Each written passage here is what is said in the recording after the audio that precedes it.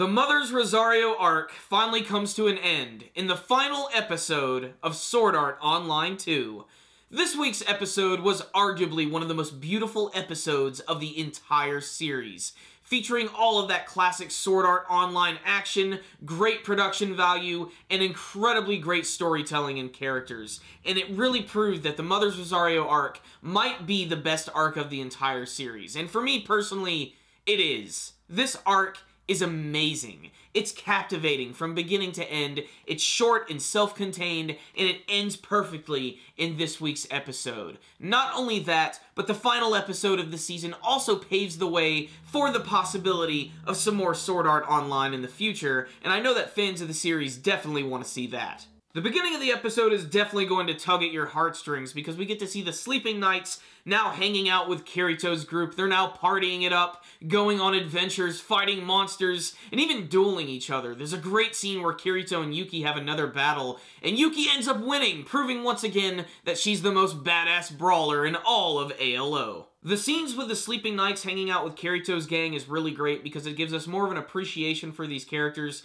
and we just start to care about them just a little bit more. The happiness of the episode immediately turns to dread when Asuna gets the call from the hospital that Yuki's condition has worsened, and she goes to the hospital and sees her, and this is our first good look at her without, like, any obscurity, and it's just sad, to say the least. It's just a malnourished girl who's been fighting this awful disease, and it just depresses the hell out of you. That's all it's gonna do. You know, if you're made of steel, fine, but the scene is just heartbreaking, and apparently Yuki wants to go back into ALO one more time, and she goes back in, Asuna gets in the game, and she meets her at the tree, and they have this really awesome scene where she decides to pass down her hidden ability to Asuna, and she does this by, like, going up against this tree and using the attack, and it turns into this scroll, and it's known as the Mother's Rosario, which I'm not really sure the meaning behind the name. Clearly it's the name of this arc, and basically that's probably why it got its name. But still, I really love the scene because this is when everything just starts to tear away at your heart because Yuki suddenly starts to fall over and you know this is the moment when she's going to die. And basically you think maybe this is just going to be her final moment with Asuna, but all of a sudden the Sleeping Knights appear and they decide they're going to stay with her as she dies. And the scene here is so realistic because a lot of the characters can't even finish their sentences. They start to try to comfort Yuki, and then they suddenly just start breaking out in tears. And it's all animated incredibly well, and with the whole sunset setting, it just really looks beautiful. And basically, they're giving reassurance to Yuki's life. You know, she's basically sort of coming to terms with the fact that she is about to die, and she even loves the fact that she was able to live in this world. And I love this. It's like a declaration of war to all the players of ALO to, like, try and be better than her, and I just think that's really clever how they handled that. And then all of the players of ALO suddenly just appear and bow before her, and of course it's a great scene because we get to see all of the characters again, but it's just amazing because Asuna didn't want her to be lonely in her final moments, and every player was basically there to acknowledge her strength, and she just died right there in Asuna's arms. And it's an absolutely beautiful scene. And then we actually get the post-funeral and everything. We get to see a moment where Asuna actually gets to meet Sayune in real life. And what's really interesting about this scene, and again, something that just really humanizes the series, is how Sayune has basically learned in the last month or so that she's actually recovering from her sickness, which is leukemia. And this has allowed her to go outside again, and she sort of feels bad because now she's not going to be able to join Yuki, at least not for a long period of time. And this goes for a lot of the other members of the Sleeping Knights who seem to be recovering as well. And her reaction to the whole situation is very human. And just, I love how Asuna, again, just sort of takes the role of mother, and she's sort of like the glue, so to speak, that holds all of the Sleeping Knights together. And, you know, she sort of brought all of these people together and started all these brand new friendships. And what's really, really crazy about this scene, though, is we actually get to learn that apparently Kayaba, the villain from the first season of Sword Art Online, the guy who was Heathcliff and trapped everyone in the game, apparently he's the one who came up with the idea for the Metacuboid, the thing that Yuki was wearing when she was under treatment. And who knows what this means? It almost seems like it's a clue to, like, maybe he might reappear in a later season. Maybe it's just a clue to something else. I don't really know. I'm really confused by it. Because apparently he's like the freaking Obi-Wan of Sword Art Online. Like, he can appear anywhere like a freaking digital ghost. He seems like he would belong perfectly in the world of Digimon. Do you guys want to see a Sword Art Online Digimon crossover? I don't know why, but that just seems like it'd be perfect. But let's get back on track. We're talking about the finale of Sword Art Online 2. So that's actually not the end of the episode. There's a post-credit scene where we get to see all of our main characters having a picnic, and it's just a nice, wholesome scene. And basically, it's just there to serve as like the bookend for it. There's like no hint to anything that's going to be happening later, aside from the fact that it looks like Kirito has been working on the whole thing with Yui. She's now able to use that camera just like Yuki was, and able to basically be there the entire time. They basically are just there to tell each other they love each other, and it's just a nice, heartwarming scene that caps off the entire series. So what's the rundown?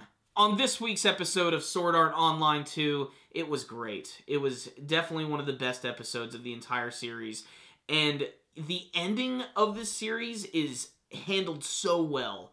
And I think that's important because a lot of the times when I'm watching in an anime series, when they get to the ending, it just feels rushed.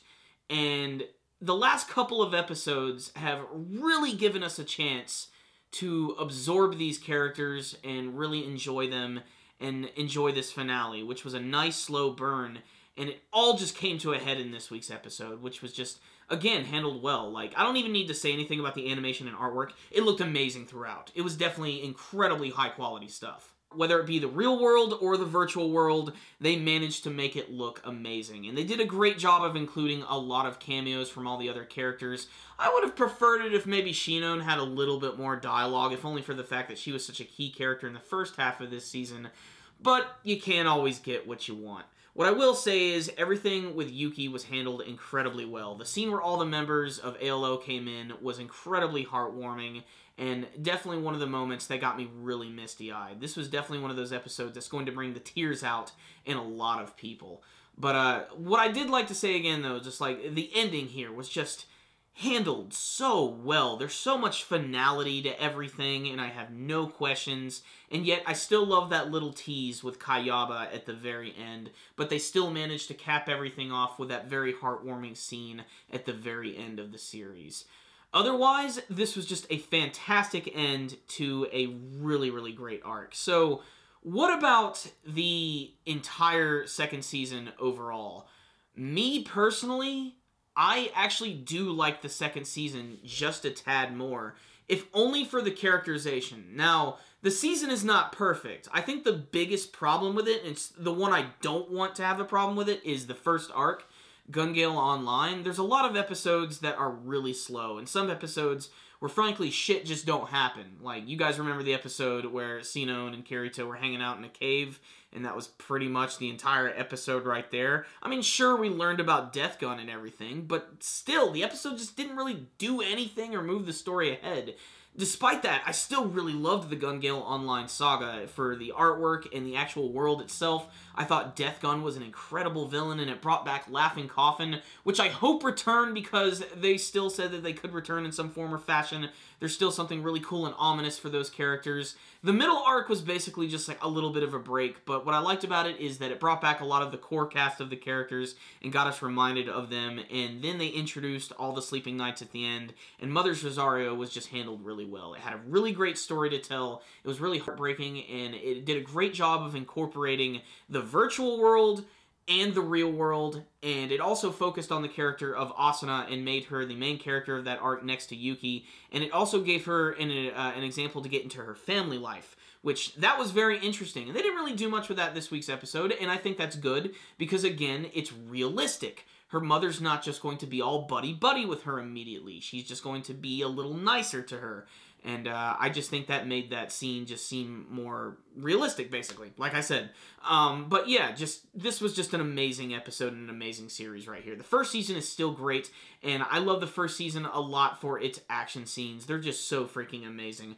But there was still a lot of great action in the series. In fact, I'd still say that the action in Mother's Rosario had some of the best, if not the best. In fact, a couple episodes ago, I still say that's my favorite one just with Yuki wailing on everyone. Just, that was so freaking amazing. Just great stuff. So, this is a great series right here. It really ended with a bang, and it ended with a lot of class, which is something that I was really hoping for, and it was just a really great final episode. There might be more in the future, but even if there isn't, I'm satisfied with what I have right here, and I can't wait to rewatch it.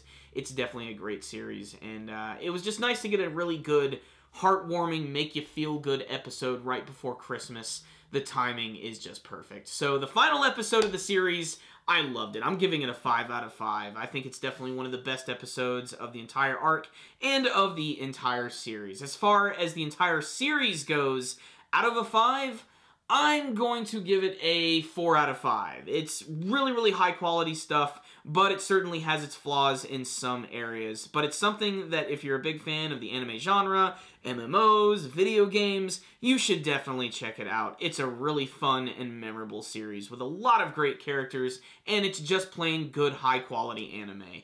So, there it is, guys. Remember, if you guys want to look at any of my previous reviews of Sword Art Online, there will be a playlist for those on our channels. If you've been following all of these reviews, thank you very much. It has been one hell of a journey going through this series. I really hope there's going to be some more Sword Art Online in the future. Thank you guys for watching my review. If you liked this video, please give it a thumbs up and hit that like button, and make sure to share it with all of your friends. And please tell me in the comments section below what you thought about the final episode of Sword Art Online 2. Did you have a favorite moment from this episode, from the entire series? What do you want to see from the future of Sword Art Online? Remember, guys, if you have not subscribed to our channel, you can do that by clicking on the channel icon right up here, and you can also follow us on Facebook and on Twitter.